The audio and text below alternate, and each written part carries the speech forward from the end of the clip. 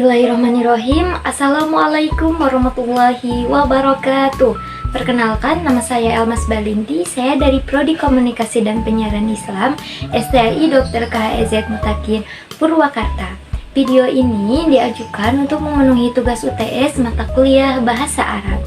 Dalam video kali ini, saya akan menjelaskan atau memaparkan materi tentang kalam, atau lebih tepatnya jenis-jenis kalam. Nah, teman-teman sekalian, perlu kita ketahui bahwa kalam ini merupakan objek dari ilmu nahwu. Untuk itu, perlu kita mengetahui apa itu kalam. Dalam kesempatan ini, saya akan menjelaskan pengertian kalam, syarat-syarat kalam, dan pembagian-pembagian kalam. Nah, langsung saja kita ke pembahasan materi. Nah, kalam. Kalam itu apa? Jadi, kalam dalam ilmu nahwu adalah al-kalamu huwal lafzul murakkabul mufidu bil wad'an. Al-kalamu, adapun yang dimaksud dengan kalam, huwa yaitu. Nah, huwa di sini yaitu menurut pendapat para ahli nahwu. Lafzul adalah yang diucapkan, al-murakkabu dan tersusun, al-mufidu yang memberi faidah, bil wad'i dan dengan wado atau ada ketentuan khususnya atau aturan bahasa Arab.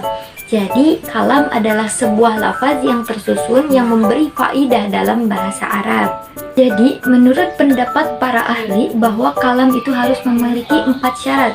Yang pertama lafaz atau al-lafzu, yang kedua murakkab atau al-murakkabu, yang ketiga mufid atau al-mufidu, dan yang terakhir yang keempat wado atau al-wada'i. Nah, jadi kita akan membahas keempat syarat tersebut. Nah, yang pertama ada lafaz. Apa sih yang dimaksud dengan lafaz? Jadi, lafaz adalah sesuatu yang ada pada huruf hijaiyah atau yang mengandung huruf hijaiyah.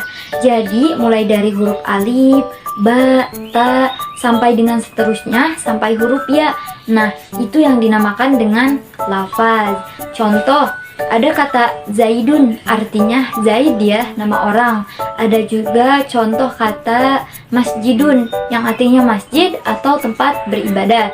Yang mana kedua contoh tersebut terdapat huruf hijaiyah. Zaidun terdiri dari huruf zai, ya, dan dal. Nah, kata masjidun juga terdiri dari huruf mim, shin, jim, dan dal. Jadi, kata yang menggunakan huruf hijaiyah disebut dengan lafaz. Syarat yang kedua adalah murakkab atau al-murakkab, artinya tersusun. Jadi, sempurnanya sebuah kalam adalah murakkab, yang artinya tersusun.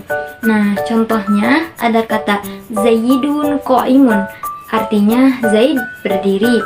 Nah, ini adalah contoh kalimat yang tersusun, di mana ada kata Zaid dan kata qa'imun. Dan murakkab ini adalah tersusun 2 kata atau lebih, misalnya 3 kata, 4 kata, 5 kata, dan seterusnya. Selanjutnya yang ketiga ada al-mufid. Mufid artinya berfaidah. Jadi syarat kalam yang ketiga yaitu adalah berfaidah. Jadi kalimat ya-nya itu benar-benar berfaidah atau memahamkan kepada si pendengar. Contohnya tadi kata Zaidun qa'imun, artinya kan Zaid berdiri. Berfaidah di sini adalah berarti memahamkan kepada si pendengar bahwa Zaid sedang apa? Zaidun kan Zaidun qa'imun, Zaid sedang berdiri. Dan juga memberikan pemahaman supaya si pendengar itu tidak bertanya lagi Zaid sedang apa. Kan Zaidun qa'imun berarti Zaid sedang berdiri, dan siapa yang sedang berdiri berarti yang sedang berdiri adalah Zaid, begitu. Nah, syarat kalam yang terakhir adalah wad'i, artinya membuat paham musami'nya atau pendengarnya, atau memberikan paham dengan sengaja, yaitu dengan bahasa Arab. Nah, selanjutnya adalah pembagian kalam atau aqsamul kalami. Wa kamuhu salasun ismun wa fi'lun wa harfun ja'a limakna. Pembagian kalam ada 3. Yang pertama ada isim, yang kedua ada fi'il, yang ketiga ada huruf.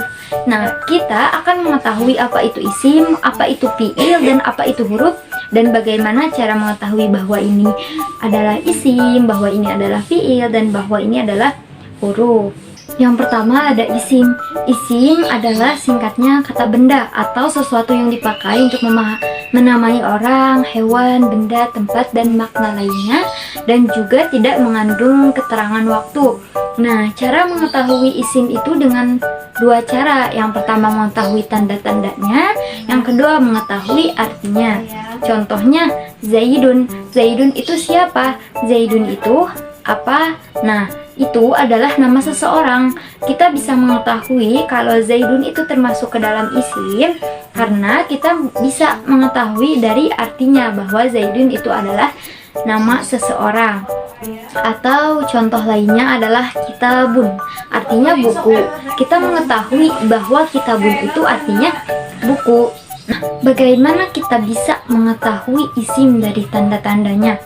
Yang pertama, tanda-tanda isim ada khafad, yaitu adalah huruf yang akhirannya berharokat kasroh. Yang kedua ada tanwin. Yang ketiga kemasukan alif lam. Yang keempat kemasukan huruf jar. Nah, contohnya hasibun.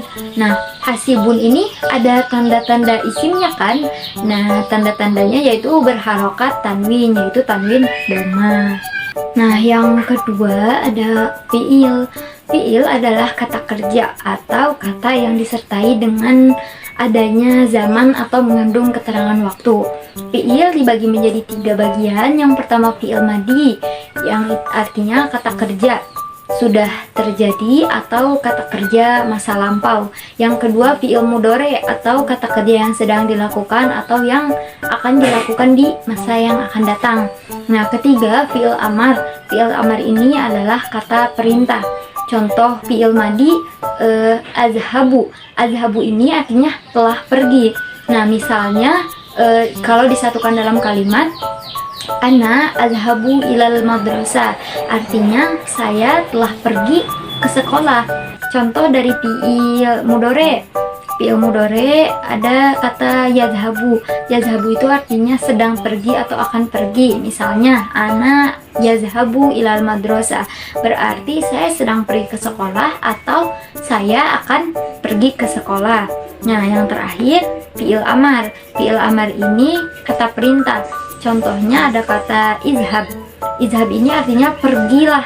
Nah, misalnya izhab ilal madrasah, yang artinya pergilah ke sekolah. Yang terakhir ada huruf atau harfun ja'a li makna. Kata yang maknanya tidak dapat dipahami dengan jelas kecuali jika sudah disandikan dengan kata yang lain. Singkatnya huruf itu adalah artinya kata sambung. Nah, contohnya ala, ila, an, fi, yang artinya ala itu kan di atas, ila ke, an dari, fi di dalam.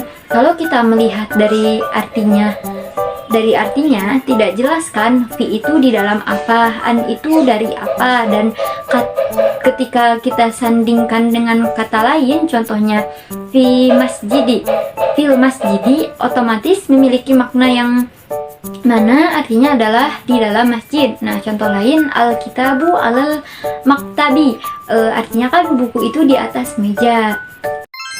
Nah, kesimpulannya kalam adalah sebuah lafaz yang tersusun yang memiliki makna dalam bahasa Arab. Nah, kalam juga memiliki 4 syarat, yaitu yang pertama ada lafaz, murakkab, mufid, dan wada'i. Nah, pembagian kalam yaitu ada 3. Kalam dibagi menjadi 3. Yang pertama isim, yang kedua fiil, dan yang ketiga huruf. Nah, mungkin itu saja yang dapat saya sampaikan. Semoga videonya bermanfaat. Terima kasih atas perhatiannya. Wassalamualaikum warahmatullahi wabarakatuh.